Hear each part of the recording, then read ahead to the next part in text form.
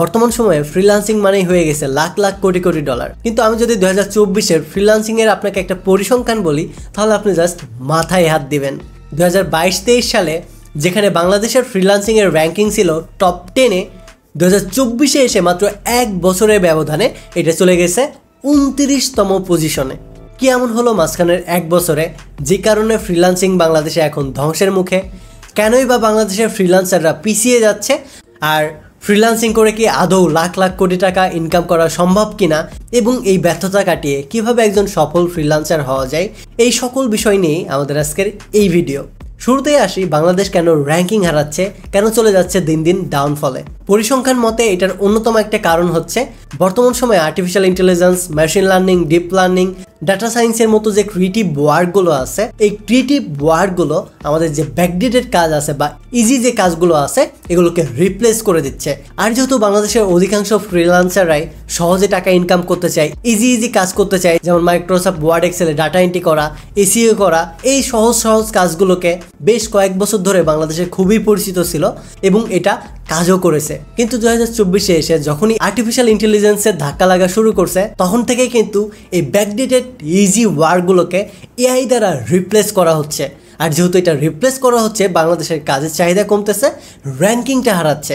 So বাংলাদেশের ফ্রিল্যান্সারদের ranking হারানোর অন্যতম কারণ হচ্ছে ব্যাকডেটেড ইজি স্কিল নিয়ে এখন পর্যন্ত কাজ করা, নতুন ক্রিয়েটিভ হার্ড কোনো স্কিল ডেভেলপ না করা এবং এই সময়ের সাথে তাল মিলিয়ে চলতে না পারা। তাই এই ভিডিওতে আমরা এই সমস্যাগুলো এবং এই সমস্যাগুলো থেকে পরিত্রাণ কিভাবে পাইতে পারি, আবারও এগেইন নিজেদেরকে টপ র্যাঙ্কিংয়ের ভেতরে আনতে পারি, টপ ফ্রিল্যান্সার হিসেবে বা সফল ফ্রিল্যান্সার হিসেবে গড়তে পারি, এই সকল বিষয় নিয়েই মূলত আমাদের আজকের এই ভিডিও। তাই আপনি যদি প্রপারলি এই সেক্টরটাকে ইউটিলাইজ করতে চান, নিজেকে একটা বেস্ট পর্যায়ে নিয়ে যেতে চান, তাহলে আশা করি এই ভিডিওর প্রপস অ্যান্ড কনসগুলো আপনার অনেক বেশি কাজে লাগবে।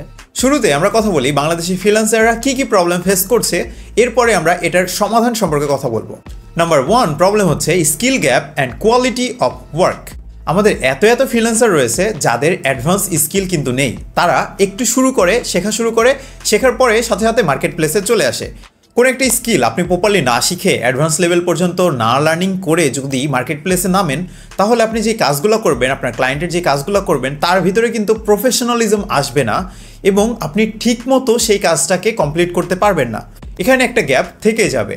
বিগিনার লেভেলের আরও ফ্রিল্যান্সাররা এমন গ্যাপ ক্রিয়েট করতে ইন্টারন্যাশনাল মার্কেট প্লেসে বাংলাদেশের নামটা কিন্তু খারাপ করবে এবং বাইরের যে ক্লায়েন্টগুলো আছে তারা কিন্তু বাংলাদেশিদের কাজ দিতে তারা দ্বিধাবোধ করবে। টুটুল ভাই শুরুতেই যে প্রবলেমটা নিয়ে কথা বললো, এটা সলিউশন হিসাবে আমাদের শুরুতেই প্রপারলি স্কিল ডেভেলপ করতে হবে। কারণ অনলাইন সেক্টরটা আমরা যতটা সহজ ভাবি, এটা ততটাও কিন্তু এই মুহূর্তে আর নাই। কারণ বেসিক যে কাজগুলো আছে, ইন্টারমিডিয়েটের যে কাজগুলো আছে, এগুলো অলরেডি এআই বিভিন্ন টুলস ফ্রিতেই করে দিচ্ছে।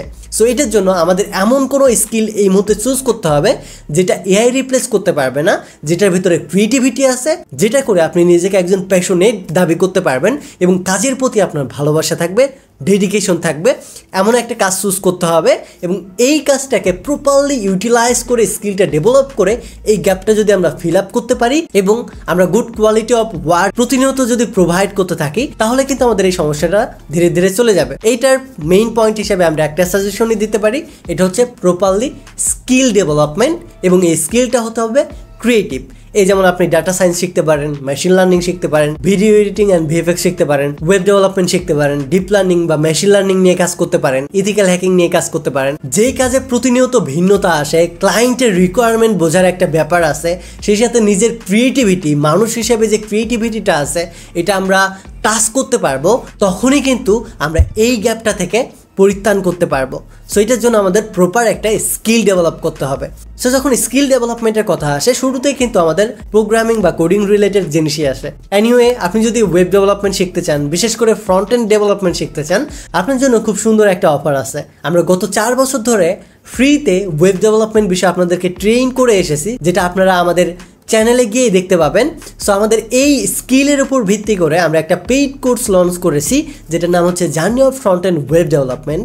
যেই কোর্সে আমরা বেসিক নেটওয়ার্কিং থেকে ফ্রন্ট এন্ড ওয়েব ডেভেলপার হওয়ার সবচেয়ে লেটেস্ট টেকনোলজি এই সময়ে যেটা প্রয়োজন এটা শেখাচ্ছি, পাশাপাশি আর্টিফিশিয়াল ইন্টেলিজেন্স ব্যবহার করে কীভাবে আমাদের এই ওয়েব ডেভেলপমেন্ট ফিল্ডটাকে আরও বেশি প্রোডাক্টিভ এবং আরও বেশি ক্রিয়েটিভ ওয়েতে করতে পারি সেই সকল বিষয় নিয়ে কিন্তু আমাদের কোর্সে আলোচনা থাকবে।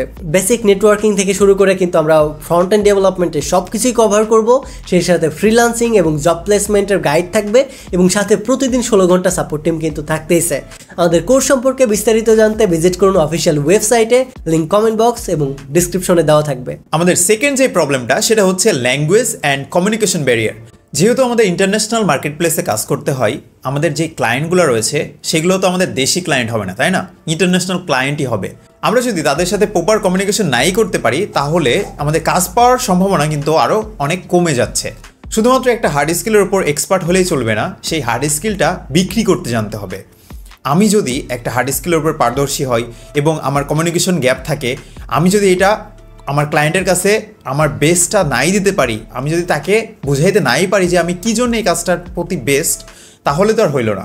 সো একটা স্কিলের উপর পারদর্শী হওয়ার পাশাপাশি কমিউনিকেশন স্কিলের উপর পারদর্শী হওয়াটাও কিন্তু জরুরি। সো এটার জন্য আমাদের হার্ড স্কিল শেখার পাশাপাশি সফট স্কিল এর দিকেও কিন্তু গুরুত্ব দিতে হবে। এর জন্য আমাদের ইংলিশ ল্যাঙ্গুয়েজের উপর ফোকাস করতে হবে। প্রপারভাবে ইংলিশ শেখার পাশাপাশি ক্লায়েন্ট হ্যান্ডেলিং শিখতে হবে। তো আপনি যদি ক্লায়েন্টকে পটানোর মাধ্যমে একটা প্রজেক্ট নিতে পারেন, এভাবে আস্তে আস্তে আপনার পোর্টফোলিওটা বিল্ড আপ হবে অ্যান্ড আপনার র্যাঙ্কিংটাও কিন্তু হাই হতে থাকবে। এই মুহূর্তে আমরা কথা বলবো নাম্বার 3 প্রবলেম এবং এটা সলিউশন নিয়ে। আমাদের নাম্বার 3 প্রবলেমটা হচ্ছে কম্পিটিশন অ্যান্ড প্রাইসিং।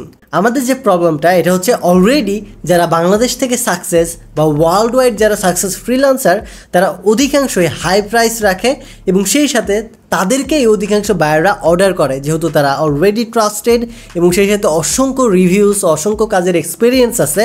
এই কারণে বেশি টাকা দিয়ে হলেও আমাদের বায়াররা কিন্তু তাদেরকেই এক্সপিরিয়েন্স মানুষকে অর্ডার করে, যার কারণে একজন নতুন আসা ফ্রিল্যান্সার কিন্তু তাদেরকে কম্পিটিটর ভাবে।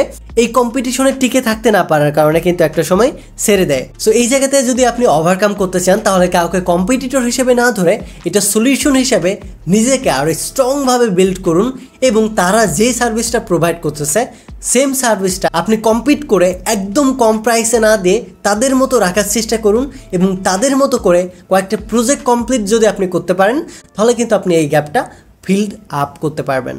সো এই কম্পিটিটরদের সাথে লড়াই করার জন্য এটা সলিউশন হিসাবে আপনি স্ট্রং পোর্টফোলিও বিল্ড করতে পারেন।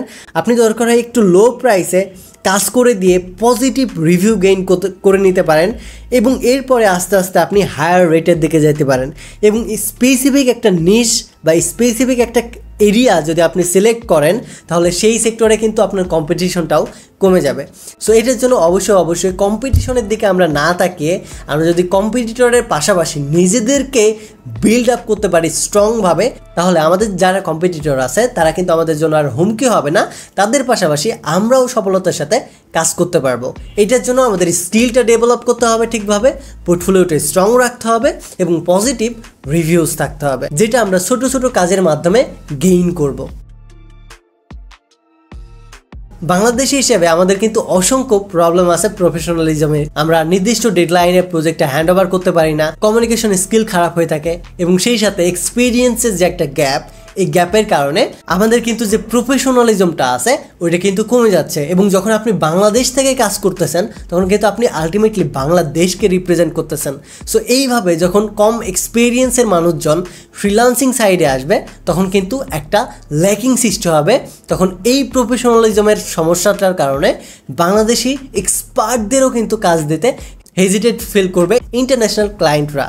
সো এটার জন্য সলিউশন হিসেবে আমাদের অন টাইম বা ডেডলাইন মেইনটেইন করে প্রজেক্ট হ্যান্ডেল করতে হবে। আমাদের কমিউনিকেশনটা অবশ্যই এমনভাবে মেইনটেইন করতে হবে যেন এটা ক্লিয়ার হয় এবং সেই সাথে আমাদের কোয়ালিটি ওয়ার্ক দেওয়ার পাশাপাশি আমাদের প্রজেক্টটা এমনভাবে ম্যানেজ করতে হবে যেটা অর্গানাইজ থাকবে, যেটা ক্লায়েন্ট দেখে যেন অ্যাপ্রোচ হয়।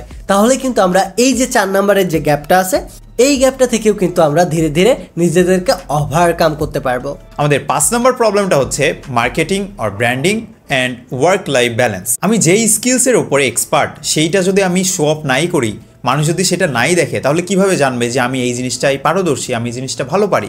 আমাদের কাজ যদি কোনো ক্লায়েন্টকে অ্যাট্রাক্ট না করতে পারে তাহলে কিন্তু সেই কাজটা পাওয়ার কোনো চান্সই থাকলো না। অর্থাৎ আমার ক্লায়েন্ট যদি আমার কাজ সম্পর্কে নাই জানে তাহলে সে কিভাবে তার প্রজেক্টটা আমাকে হ্যান্ড ওভার করবে। সো মার্কেট প্লেসে কাজ পাওয়ার জন্য সবার প্রথমে কি জরুরি? Marketing and branding. আপনার যে কাজগুলো রয়েছে সেগুলো যদি মার্কেটিং ঠিকমতো প্রপারলি মার্কেটিং করেন অ্যান্ড যদি নিজের একটা ব্র্যান্ড গড়ে তোলেন তাহলে কিন্তু আপনার কাজ পাওয়ার সম্ভাবনা অনেকাংশে বেড়ে যাবে। সো এই প্রবলেমটার সলিউশন হিসেবে আপনি কি করতে পারেন? আপনি নিজের একটা ব্র্যান্ড তৈরি করতে পারেন। কিভাবে তৈরি করতে পারেন? আপনার যে পোর্টফোলিওটা রয়েছে, আপনার যে প্রোফাইলটা আছে সেটা হাই লেভেলে নিয়ে যেতে পারেন। পোর্টফোলিওটা কিভাবে বিল্ড আপ হবে? আপনি যেই নতুন নতুন প্রজেক্টগুলো পাচ্ছেন সেই প্রজেক্টগুলো শো আপ করতে হবে, আপনার প্রোফাইলে দেখাইতে হবে। পাশাপাশি আপনার নিজের একটা পোর্টফোলিও ওয়েবসাইট বানাইতে পারেন, অথবা আপনার লিঙ্কডইনকে পোর্টফোলিও হিসেবে ইউজ করতে পারেন। আপনার সোশ্যাল মিডিয়া যে প্ল্যাটফর্মগুলো রয়েছে সেগুলোকে পোর্টফোলিও হিসেবে কিন্তু আপনি ব্র্যান্ডিং হিসেবে ইউজ করতে পারেন এবং মার্কেটিংয়ের মাধ্যমে আপনার সেই ব্র্যান্ডিংটাকে, আপনার সেই ব্র্যান্ডটাকে ক্লায়েন্ট পর্যন্ত নিয়ে যেতে পারেন। তাহলে ফ্রিল্যান্সিং ক্যারিয়ারে আপনার সাকসেস হওয়ার সম্ভাবনা অনেকাংশে বেড়ে যাবে। মার্কেটিং অ্যান্ড ব্র্যান্ডিংয়ের সাথে আমাদের আর একটা যে টপিকটা ছিল সেটা হচ্ছে ওয়ার্ক লাইফ ব্যালেন্স। এটার আন্ডারে আমাদের রয়েছে কন্টিনিউয়াসলি কাজ খুঁজে যাওয়া এবং আমরা বর্তমানে যে কাজগুলো করতেছি সেইটা ডেডলাইনের আগেই কাজগুলা হ্যান্ড ওভার করা ক্লায়েন্টের কাছে। শুধু যে কাজ খোঁজা আর ডেডলাইনের আগে সাবমিট করা এই জিনিসটা আমাদের ওয়ার্ক লাইফ ব্যালেন্সের মধ্যে পড়ে তা কিন্তু না। আমাদের এটার মধ্যে আরও কয়েকটা জিনিস রয়েছে, সেটা হচ্ছে প্রপারলি আপনার টাইমটাকে ইউটিলাইজ করতে হবে এবং একটা রুটিনের মধ্যে থাকতে হবে, যেখানে আপনি সবসময় যে কাজই করে যাবেন এমন না, কিছু সময় কাজ করবেন, কিছু সময় ব্রেক দিবেন, একটা প্রপার ডিসিপ্লিনের মধ্যে থাকবেন। পাশাপাশি সব কাজেই যে আপনার অ্যাকসেপ্ট করতে হবে এমন কিন্তু না। আপনার যদি সেই প্রজেক্টটা ভালো লেগে থাকে এবং আপনার রিকোয়ারমেন্ট ফুলফিল হয়ে থাকে, আপনার যদি মনে হয় যে এই প্রজেক্ট আমার নেওয়া উচিত, তাহলে আপনি আপনার ক্লায়েন্টকে ইয়েস বলবেন, নয়তো আপনার না বলা শিখতে হবে। এইভাবেই কিন্তু আপনি আপনার ওয়ার্ক লাইফ ব্যালেন্সটাকে মেনটেন করতে পারবেন। আমরা যে 5টা টপিক এবং এটা সলিউশন নিয়ে কথা বললাম, এই 5টা টপিকে যে আমাদের বেস্ট ফ্রিল্যান্সার গড়ে তুলবে বা আমাদের 29তম পজিশন থেকে আবার 1 নম্বর পজিশনে নিয়ে আসবে, বিষয়টা কিন্তু একদমই ইনিশিয়ালি এমনটা হবে না। আমরা যদি ধীরে ধীরে প্রত্যেকে এই নিয়মটা ফলো করতে পারি, প্রত্যেকে যদি প্রপারলি স্কিলটা ইউটিলাইজ করে, স্কিলটা ডেভেলপ করে গ্যাপটা ফিল করতে পারি, তাহলে ধীরে ধীরে আমাদের এই সেক্টরটা এগেইন পরিবর্তন হবে প্রফেশনাল মানুষ দ্বারা। সো এটার জন্য অবশ্যই আমরা এই ভিডিওতে যে টপিকগুলো শেয়ার করলাম এটা আপনার ফ্রেন্ডস ফ্যামিলির সাথে শেয়ার করতে ভুলবেন না। আমাদের এই ভিডিওর মেইন টপিকটাই ছিল আপনাদেরকে বেসিক একটা আইডিয়া দেওয়া কিভাবে আপনি সফলতার দিকে যেতে পারবেন। এটা কিন্তু আপনি মোটেও রাতারাতি যাইতে পারবেন না। এটার জন্য প্রপারলি আপনাকে একটা স্কিল ডেভেলপ করতে হবে, এটার জন্য আপনাকে এডুকেশনে ইনভেস্ট করতে হবে, স্কিল ডেভেলপমেন্টে টাইম ইনভেস্ট করতে হবে, টাইম এবং টাকা দুইটাই ইনভেস্ট করতে হতে পারে শুধুমাত্র শেখার জন্য। দেন আপনার কমিউনিকেশনটা একটু বেটার করতে হবে, শুধুমাত্র ইংলিশ ল্যাঙ্গুয়েজ শিখলেই হবে না, পাশাপাশি ক্লায়েন্ট হ্যান্ডেলিং, ক্লায়েন্ট ম্যানেজমেন্ট, বায়ারকে কিভাবে অ্যাপ্রোচ করা যায় এই বিষয়গুলো কিন্তু আমাদের শিখতে হবে এবং সেই সাথে আমাদের নির্দিষ্ট একটা নিশ ফলো করে আগাতে হবে, যে নির্দিষ্ট নিশে কম্পিটিশনটা কম থাকবে। আমাদের কম্পিটিটর যত বেশি কম থাকবে তত বেশি আমরা ফ্রিলি কাজ করতে পারবো। সো এটার জন্য আমরা নির্দিষ্ট কোনো হার্ড স্কিল যেটা ক্রিয়েটিভ ওইটার একটা সাব ক্যাটাগরি নিয়ে কাজ করতে পারি। যেমন ফুল স্ট্যাক ওয়েব ডেভেলপমেন্ট, এটা হচ্ছে বড় একটা স্কিল, বড় একটা হার্ড স্কিল, যেটার আমরা সিম্পল একটা পার্ট নিয়ে কাজ করতে পারি, ফ্রন্ট এন্ড অথবা ব্যাক এন্ড। সো এইভাবে নির্দিষ্ট আমরা একটা নিশ ফলো করে যখন আমরা কাজ করব তখন কম্পিটিশনটা কমে যাবে এবং কাজ পাওয়ার সম্ভাবনা অনেক বেশি বেড়ে যাবে। এটার পরে অবশ্যই আমাদের যে প্রফেশনালিজমটা আছে এটা বজায় রাখতে হবে, যেন আমরা আমাদের ক্লায়েন্টের সাথে বেস্ট আমাদের বিহেভিয়ার, আমাদের কমিউনিকেশন স্কিলস এবং সেই সাথে বেস্ট আমাদের প্রোডাক্টটা যেন ক্লায়েন্টকে হ্যান্ড ওভার করতে পারি। এই জিনিসগুলো আমাদের খেয়াল রাখতে হবে, তাহলে কিন্তু আমাদের প্রফেশনালিজমটা ইনক্রিজ করবে ডে বাই ডে। এর পাশাপাশি যদি আমরা এক্সট্রা হিডেন টিপস হিসেবে ক্লায়েন্টকে নিয়মিত ফলো করি, তার নিয়মিত যদি খোঁজ খবর নিই, তার নতুন কোনো প্রজেক্ট আছে কিনা এটা জানার চেষ্টা করব, সে যদি নতুন কোনো প্রজেক্ট দেয় এটা যদি আমরা কমপ্লিট করি, এইভাবে যখন আমরা কাজ করতে থাকবো, রিপিটেড বায়ার যখন আমাদের বাড়তে থাকবে, তখন কিন্তু আমাদের যে পোর্টফোলিওটা আছে এটা ডে বাই ডে ইনক্রিজ করতে থাকবে। এইভাবে কিন্তু আমরা ধীরে ধীরে এগেইন আমাদের পজিশনটাকে ব্যাক আনতে পারি, একজন ব্যর্থ ফ্রিল্যান্সার থেকে নিজেদেরকে একটা সাকসেসফুল পর্যায়ে নিয়ে যেতে পারি। সো এই ভিডিওটাই আমাদের এনাফ না একজন সফল ফ্রিল্যান্সার হওয়ার জন্য।